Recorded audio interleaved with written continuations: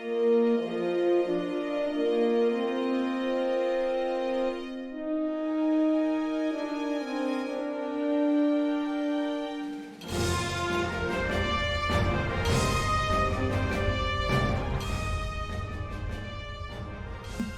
no riffing like Star Trek riffing. I am Michael Dismuke, lead writer for Captain's Log RPG, solo RPG, freelance writer for Star Trek Adventures RPG, and also a freelance fiction writer for Star Trek, amongst other things. And welcome to Continuing Conversations, and along with Jim Johnson.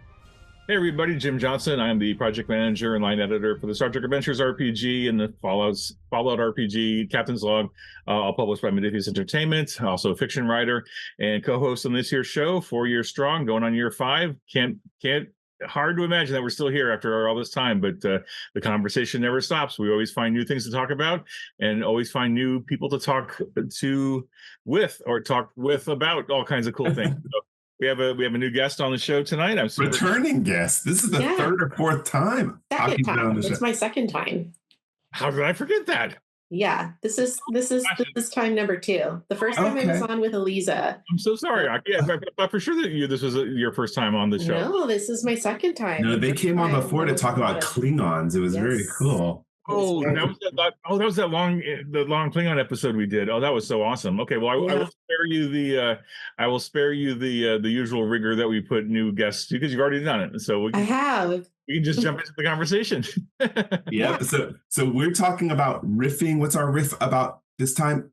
One and done characters. Now, we had talked and had a show before with BC Holmes about one and done species that he had seen before. And like, whatever happened to that species and who were they? But then just the other day, I'll give you an example of who my one and done character is just to get the ball rolling.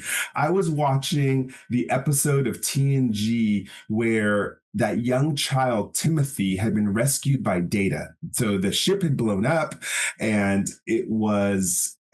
he was left alive in the ship, and his name was Timothy, and they rescued him, and he started emulating Data.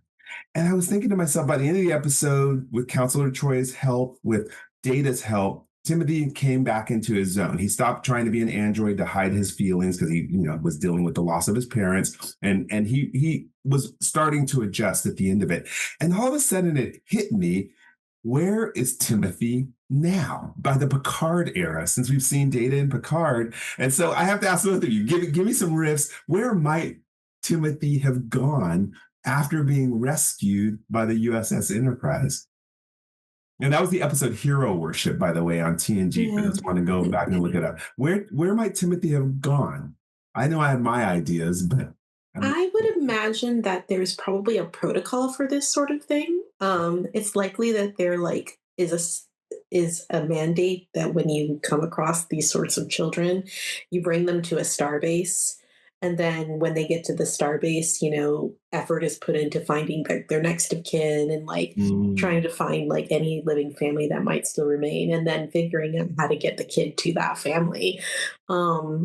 It's really interesting. I don't think we've ever really had any storylines in Star Trek that spent any amount of time talking about displaced children from the Federation. I don't think we've ever seen the result. Are there orphanages?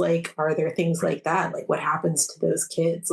Obviously you want to hope that in a utopia that, they find family of their own that they go to, but that's a good point. I think the only orphanage we've ever really seen in Star Trek is in Deep Space Nine, the Bajoran orphanages. That's all I can think of. Yeah, but I don't think we really think about where the kids on Earth, who come from Earth or any of Earth's colonies might have ended up. Okay, so he could have ended up in some sort of, hopefully they have a better name than orphanage in the future, or with family. Jim, any riff about where Timothy's fate may have taken him? Before I riff on that, I just have to riff on the idea that, Starfleet ships are constantly in danger of any number of spatial phenomena and accidents. And I mean, not just, engaging with adversaries or whatever, right? So you have to wonder, there's probably a lot of, especially in the 24th century when families aboard ships were more prevalent, right? I have to imagine there's probably a lot of orphans, Starfleet orphans, and Aki, I think you're right. There's got to be some sort of protocol about what to do with all these youths and children and stuff who've been not abandoned, but left adrift, sometimes literally, right? And that's the and what kind of story potential is there. But as far as Timothy in specific, I think I was thinking about it, and I think the low-hanging fruit, the easy solution would be for him to have found his way into Starfleet and to continue that hero worship kind of thing. But I think that's too easy. And I think going the route of like becoming virulently anti-Starfleet might be a bit too much too, right? So well, and it wasn't clear if he was even Starfleet. It was the SS Vika, if you recall. So it was just a Federation science ship. It wasn't necessarily even Starfleet. Yeah. I think there's the potential that he could have, been inspired by his time with Data and become like really interested in robotics and maybe pursued the sciences in that way. So I feel like there was a missing, he could have been part of Picard in yes, the Daystrom Institute. How cool would it have been if he was working in the Daystrom Institute on the B4 android, right? Mm-hmm. For Maddox, or maybe working for Jurati. Mm-hmm. Yeah. That's where I would see having this character appear is maybe on the working to work against the anti-synthetic ban.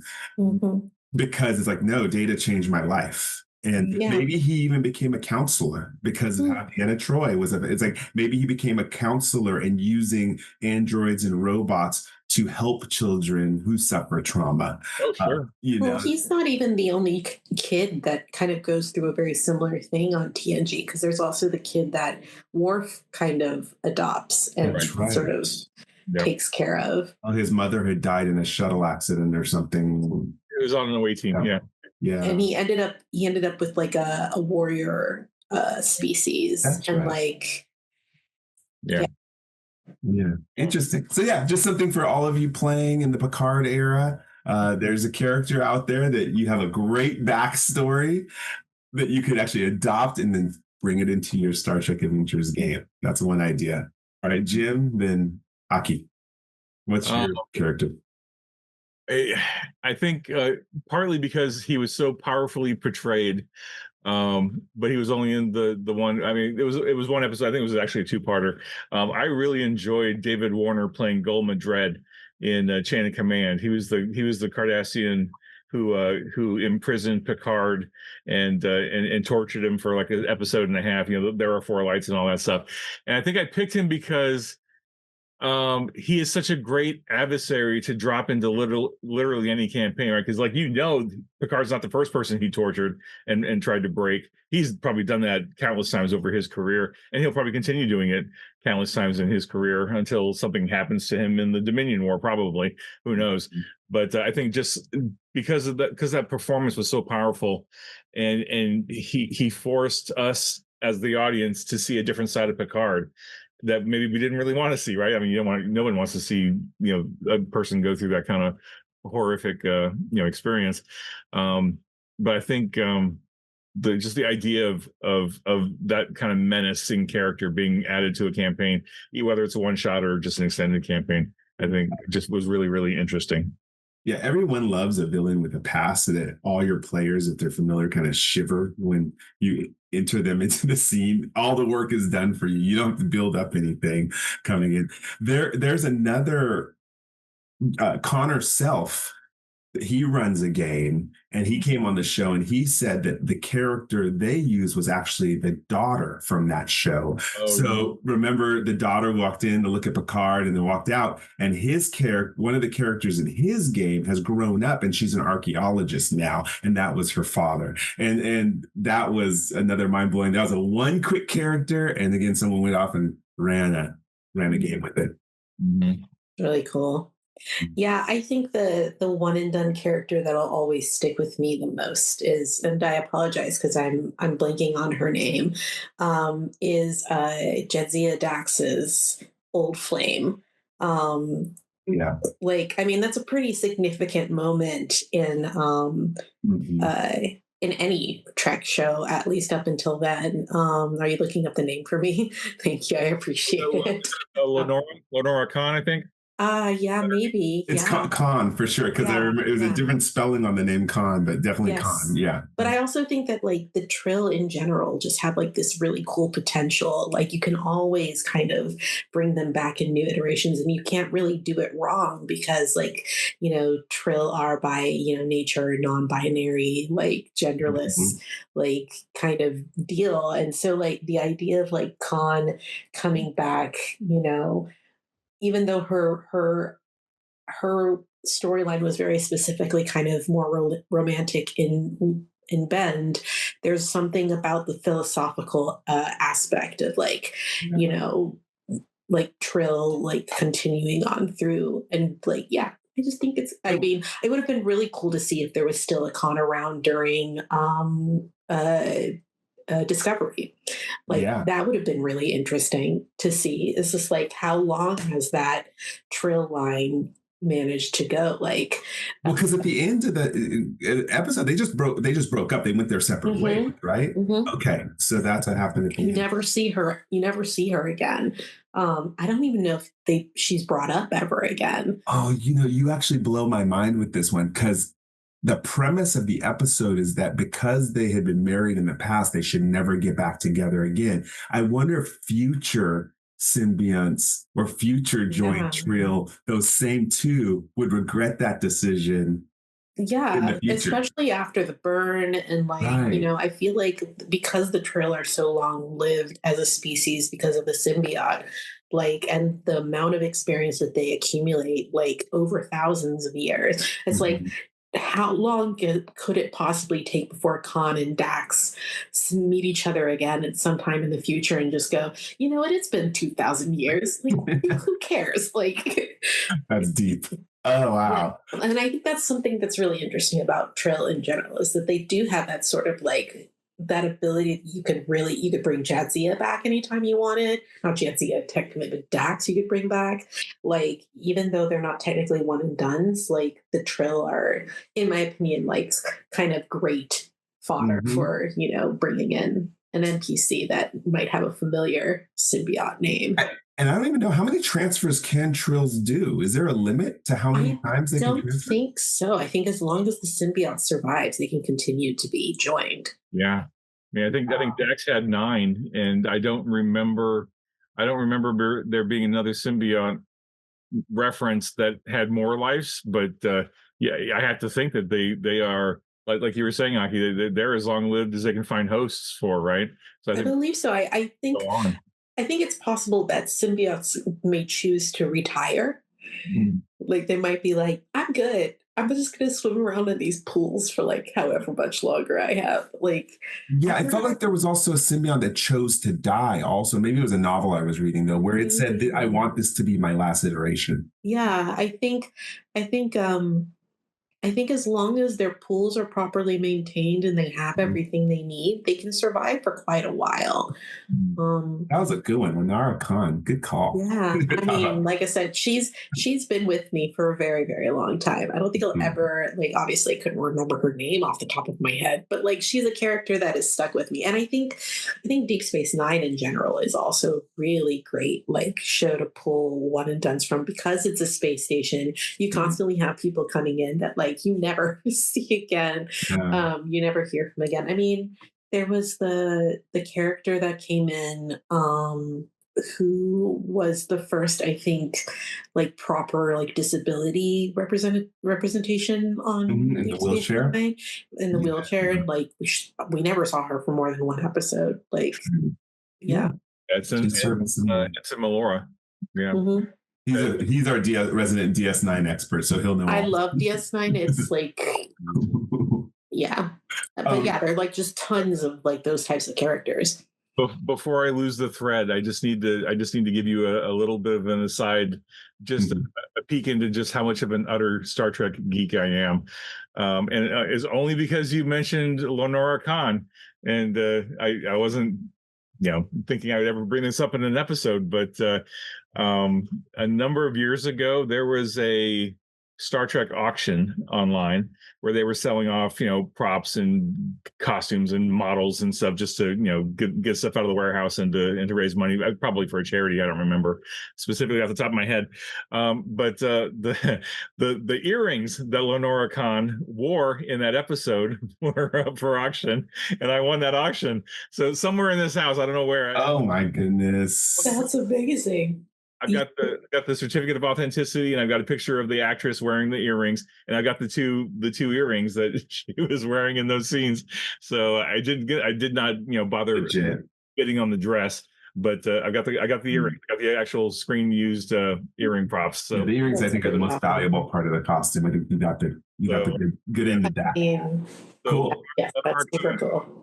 Yeah, it gets a little off DS9. I got to take us to Voyager. I got to do my Voyager. Yeah, let's do it. Let's do it. Voyager also has some fun stuff. Yeah, the character, it blew my mind. The story that was written for this character was Ensign Lindsay Ballard. And if you remember what happened is she had actually died. The episode only referenced her death, but early on in Voyager, she had died. And they had sent her body out into space, as they do, torpedo fashion. And another species that actually revitalizes corpses, that's how they reproduce, took her on, and she became one of their species. And it was one of the best. The writing was so good because you just fall in love with this character so quickly. And then she had to return to her people because she no longer was Ensign Lindsay Ballard, really. She was now infused with the life force of these creatures. They left her in the Delta Quadrant. And I'm like, where is she now? Because she still retained all of this knowledge of Starfleet, the Prime Directive, General Order 1. How did that affect this species that looks for corpses to reproduce? What kind of stories could that be that we now know with like Prodigy, they're getting back into the Delta Quadrant, right? The Delta Quadrant is now hop, skip, and a jump away in the novels too with Transwarp Drive. So where is she now? What kind of would she be an ambassador for them? Would she be the first one trying to get their species into the Federation, I mean, the potential for that is really high considering they left a couple of people from Voyager behind to specifically act as conduits for Neelix stayed behind. Right. I think and there's a lot to pick up too. There's a lot of destruction from the Borg in the Delta Quadrant. So the Jem'Hadar, not the Jem'Hadar, sorry, the Dominion. The Hirogen? The Hirogen, yes. The Hirogen, yeah. Yeah. So that was why I've been taking care of a baby for the last I know. hours. It's okay. You'll be okay. Yeah. So that's mine is Ensign Lindsay Ballard. I love her as a character, and she's still Starfleet to me. Oh, but speaking of the Jem'Hadar, I'm sorry, swinging us back to DS9, but the Jem'Hadar that was freed from came onto the station. They were trying to figure out how to get him off of the substance that they used to and his whole Are you talking about the teenager? Yes. The baby they picked up? Oh, that's a good one. Yeah. That was a great episode. Such a great episode. The Jem'Hadar are one of my favorites. I like all the warrior species a lot. I love the Hirogen. I love the Jem'Hadar. I love the Klingons. I'm super into the warrior species. Always have been. I think they're pretty dope. Where would you think do you think he survived the Dominion War? I do. I think that one of the things that is interesting, because I think they touch on this a little bit in the Star Trek game, the actual MMO. The online Star Trek. Yeah, the Star Trek Online, about trying to wean the Jem'Hadar off Ketracel White. Like, I think there's actually like a storyline about that on Star Trek Online. I might be misremembering, but there was a good period of time where I played a lot of Star Trek Online, and then it destroyed my computer because it takes up a lot of. Yeah. I hope they pick up on maybe a little bit of that in Starfleet Academy now that we know we're going to have a Jem'Hadar officer. I'm really. I lost my mind when I saw that they had a Jem'Hadar cadet. I was like, oh my God. Very excited. Sorry. So I think we'll get some answers about what happened to them at some point, right? Well, and also the Jem'Hadar hybrid woman who's like training the cadets, right? What's her story? Is she Jem'Hadar? Yeah, she's part. Okay, yeah. She's either part or full Jem'Hadar, but I think she's full. Why would you think she's part? Because I think I might have read somewhere that she's a hybrid, but I may have misread it. Okay, interesting. Oh, I'm so excited. Yeah. Jim, the fact that we have a female Jem'Hadar by itself in and of itself is like, wait a minute. Because it's an entirely male species, so she must be only half. Her father is probably Jem'Hadar, and her mother might be something else. Something else, maybe. Yeah. I didn't even think about it because they're grown from clones almost, right? Are they just? They're not clones, but it is an entirely male species as far as we know. Yeah, or possibly asexual leaning masculine. It's hard to say. Yeah, I don't think they ever really got into that. I'm amped to find out what the story is, though. For all we know, they hatch from eggs. Like, I just hope she's not half Vorta or something. Ugh. Oh, that'd be interesting. I love the Vorta. You like the Vorta? They're terrible, and I love them. Okay, Jim, another one and done character. Well, not to keep it on the DS9 track, but that's just where I am. I was thinking the first Vorta we encounter is Eris, who has the telepathic powers that they decided to finally move away from. But like, where is she? She's still out there. Did she survive the Dominion War? Is there a X number clone, kind of like Wayun, out there somewhere? Like, what's that story? I think I would definitely find a way to drop her into a storyline somewhere, and I might even go so far as to expand upon her telepathic abilities and maybe put her into a time travel type of episode, so that the player characters maybe get involved with the Department of Temporal Investigations and maybe have to chase her across the timeline, and maybe she's involved in all the shenanigans that Agent Daniels got into and the temporal Cold War. I'm actually surprised. Go ahead, Aki. Well, that you talking about all the temporal time war stuff brings to mind the fact that technically all of the characters that were in Section 31 are one and done characters because it was a film. Yeah. So like there are tons of characters, and they're the ones that survived anyway, that could be seeded into like other stuff. I'm hoping for a sequel. As a Philippa Giorgio big fan, I'm hoping for a sequel. I have a question that it's not to any of you in particular, but I'm really surprised that by 2401 in Picard that we didn't see a Vorta or some Jem'Hadar pop up on screen. Like, why would a Vorta, after the loss of the Dominion War, not join? Actually, they should have actually been used by the Changelings. They worship the Changelings. So I'm really surprised we didn't see any Vortas in that at all. That would have been a perfect place to have her come back with those telepathic powers. We don't know what happened. How much do we know about what happened to the Vorta after? Because I know Star Trek Online has like its own lore about what happened to the Vorta, but like I don't know how much of that is actually considered canon. Yeah, I don't think that we really have much information. We know that Odo rejoined the Great Link, right, and came in with thoughts on how to either reform or redirect the founders and the Dominion as a whole. Maybe they decided to keep all the Jem'Hadar and Vorta on the Gamma Quadrant side of the wormhole and just clean up shop on that side. Yeah, well, the biggest problem is that because of the way that like the Vorta have been genetically manipulated, like you're completely dependent on like the Dominion for their livelihoods. So like there has to have been potentially some move to like it would be interesting because like they basically devolved the Vorta, or like they evolved the Vorta, but like in order to make them subservient, like they're an enslaved race. So it would be interesting to see what they decide to do with the Vorta, if anything. I have a feeling that after the Dominion fell and the Changelings lost influence for a while, that the worlds wherein the Vorta manipulated probably turned on a lot of them. It probably wasn't easy to be a Vorta in the Gamma Quadrant after the Dominion War. They are sniveling, you know? Yeah, they're kind of terrible. Yeah. So once they lost their power plus their army, once they lost the Jem'Hadar behind them, who were their muscle, I think it's hard to be a Vorta. So yeah, I'm going to take us back to Voyager for my last Keep one. going. And I did. So there's an episode that's just so hilarious to me. And at the end of the episode, the character basically was arrested and taken in. And the character was named Dala. And this was the character who had impersonated Janeway. So she basically was flying around with a guy who was impersonating Tuvok. And they would be beaming down, making these false deals. Yes, I remember this. Under the name of Voyager. And it was just a hilarious character to me. And it reminded me of a Harry Mudd. It was very much like, oh, this is Voyager's Mudd.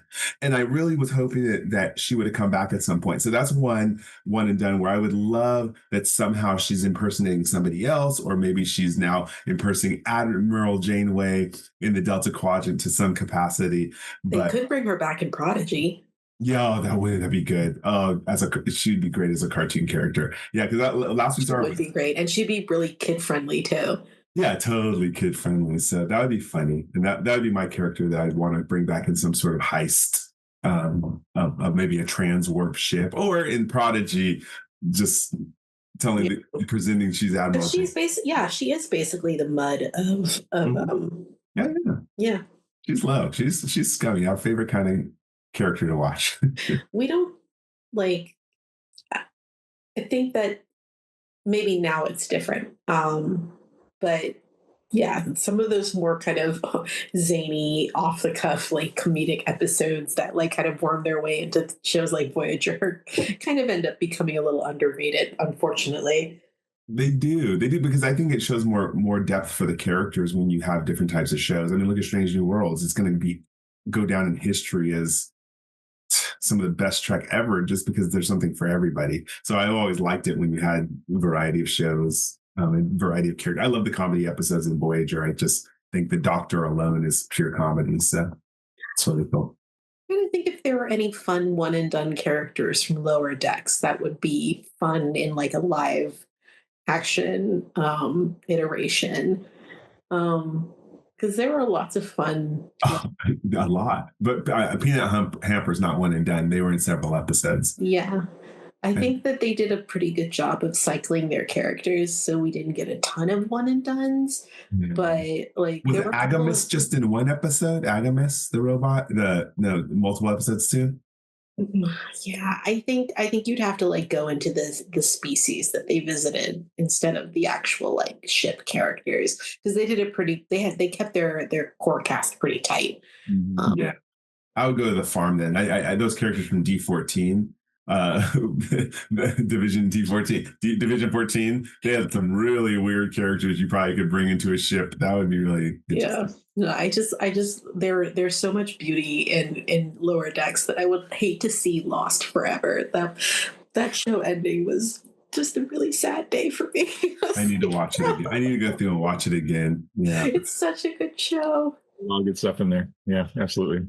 And like, I think that the crossover that they did with Strange New Worlds is probably one of the more entertaining crossovers I've ever seen. It was really great. Good comedy. Star Trek does comedy well. So those are good. Any more one and done, Jim, before we get to wrap up? I was debating which one to go with, and I think from Star Trek 3, the character that's been called Mr. Adventure, he's the young ensign that is posted with Commander Uhura in the transporter room. She pulls a phaser on him and tells him to go sit in a closet while the command staff comes in and beams over to the Enterprise. I remember this scene. I want to know what his story is after that. Like, what does he do? Like, you've been hoodwinked by Commander Uhura, one of the legends of Starfleet, and she goes on to get her own command, right? But what does he do? Like, does he continue in Starfleet with the egg on his face? You know? Yeah. Does he continue in shame? You just answered it. Actually, I could actually see that when it comes time to getting his commission, she selects him and still calls him Mr. Adventure all over the ship. Oh, that So, would be cool if she ends up like he ended up like on her ship. Like she was like, listen, uh-huh. I know I was rough on you, but look, I'm gonna give Yes. you Held on. Yeah. that seems like a very Uhura thing to do. Yeah. Yeah, and he'd be like the chief of security, or ensign or whatever in security, and whenever he gets a little too high and mighty, she walks through. It's like, hey, Mister Adventure. Yeah, That plays to the comedy that you were both talking about. Just the comedic characters are fun. yeah, that would be cool. And I like, me, I like writing stories where as that develops, that there's a mission where he saves the captain's life or he saves Uhura's life, and it's like, who do you send? Well, they sent Mister Adventure. It's like that would be a really, you could write that very well and keep that arc alive. That'd Yeah. be cool. Good one. I didn't expect that one. Awesome. So hopefully people who are watching this start scrolling through Memory Alpha, or as you're watching all of these shows. I know I like doing this for my players, just if they know Star Trek well enough, because then when the person walks onto the screen as an NPC, it's like, they get those feels like, oh, I'm really part of a Star Trek show. I'm part of the legacy. So I really try to bring these back as realistically as possible within a game. So that's something that all of you can think about. Or if you're just a person that's like, well, I want a cool character and I want a cool picture to use for my character, go scroll through and you're going to get a picture, background. You could probably scroll through the verbiage and find their focuses and their talents based off what you read on here. So it's a really good cheat to use to really build up a powerful PC too. Any final words from you, Aki, about it?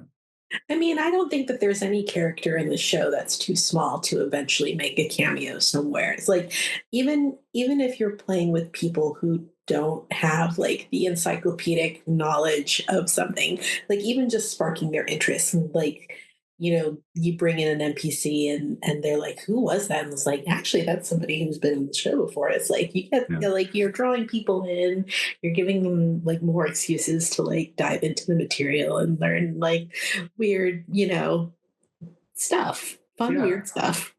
Yeah, because after the show, you could tell, after the game, you could be like, hey, there, by the way, they show up in this episode. I'd go watch it. I'd want to Yeah. see who this person is. Yeah. It's like, yeah, I think it's a beautiful way to draw people deeper into the world and like kind of like because it like Star Trek is this wild tapestry. It's like there's big picture and then there's getting up and close and like seeing those threads and like how they come together. And yeah, I think it's I like Star Trek a lot. They're relaxing, I know. All right, Jim, give us your final thoughts and then we'll do gratitude on the way out. I mean, I think the Star Trek tapestry is so wide open that any character you see on screen could be a major character if you want them to be. The tools are all there. Anybody could be a changeling or a shapeshifter. Anybody could be a Nannikin with one of the little tiny pilots inside them, serving as a pilot. Anybody could be a Trelane or a Q or a superior being disguising themselves as a lesser being, hanging out, learning something about humanity or Klingons or like whatever. So there are so many species and things in Star Trek that could be turned into a major character. So like, supernumerary guard number 3 on the left in the original series lineup, like when you see the lineup of security officers that Kirk is dressing down or whatever, any one of them could be a really important character if you want it to be. And those are all listed on Memory Alpha. They list all of those characters with the picture. Yeah, there's the 2 security guards that were in Star Trek 3 that were Holden McCoy in like either one of those could be an important character. Who knows, right?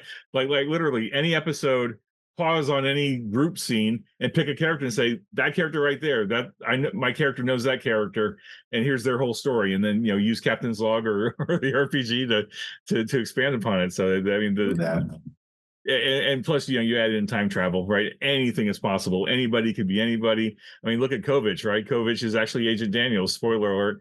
And you would. I mean, I feel if we're going to really get into it, sometimes ships can also be characters. Yes. So, if there's a ship you really like, ships are like, I feel like ships are whole characters of their very own within the Trek.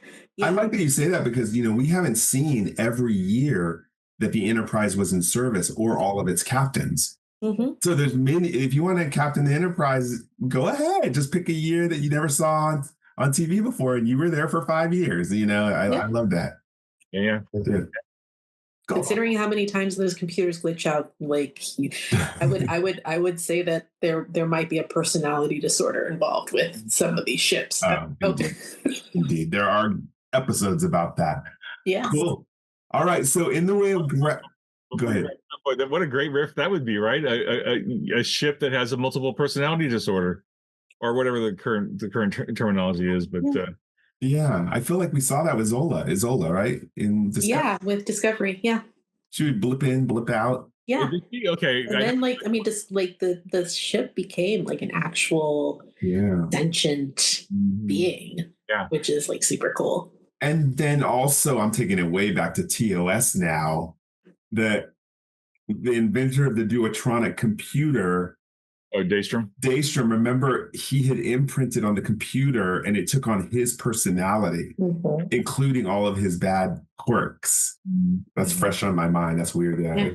But that's a cool, but yes, I like that as a whole thing of its own. Ships that can be their own characters in your game. Yeah.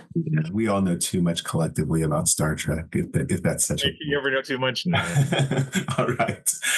So let's do gratitude. I'm going to pull a saying from Hollywood. There are no small parts. No, there are no small.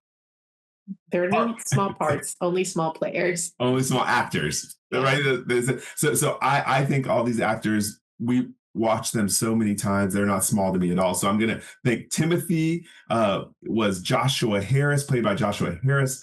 Lindsay Ballard was played by Kim Rhodes, and Dala was played by Caitlin Hopkins. So this is my call out to all of you you're not small actors, all of you actors who got these parts, but they're so memorable. So you're immortal, in my opinion. That goes to everyone out there. All right, Aki, you want to do your gratitude and we'll close off with you. My gratitude is always to you guys for inviting me to come and talk about Trek. Like, it's really, really fun to get here and get to sit here and nerd out with other people who love these stories as much as I do. You are in your own way a part of that tapestry of Star Trek that is, really important. Mm-hmm. Welcome. Thank you.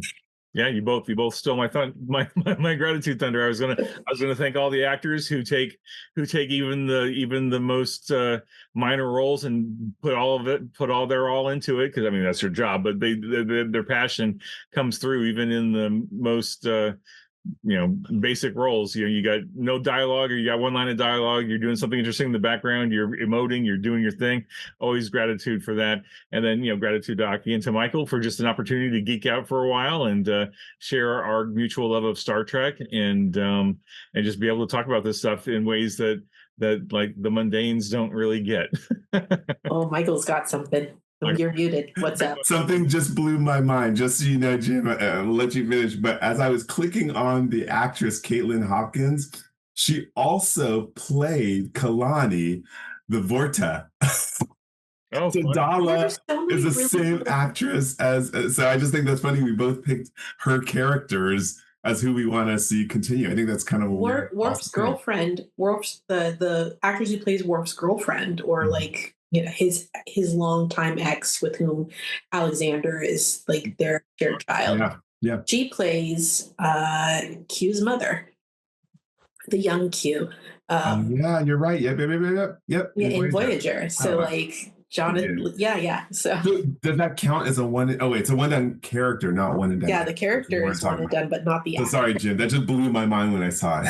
But I love things like that. That makes me so happy when they come back. And how many times has Jeffrey Combs been on the show? I think he's been in it more. He's been in it more than Patrick Stewart.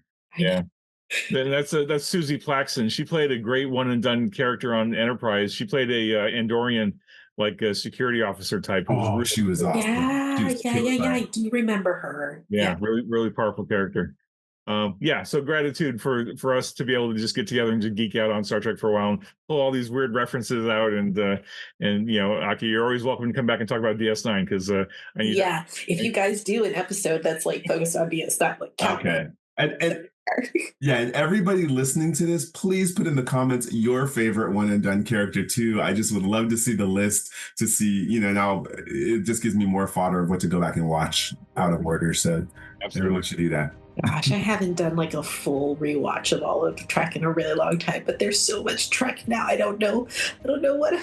When you're There's so much babysitting, Trek. it's perfect. It's perfect things to do when you're babysitting. All right. Yeah, well, I mean, the perfect thing to do for me right now is to go to sleep so that I can be able to sleep before the baby he wakes up. up. All right. Well, thank you again, Aki, for coming on the show. And until next time, everyone, IDIC. Live long and prosper, everybody. Be safe, be well. We'll see you all next time. Cheers.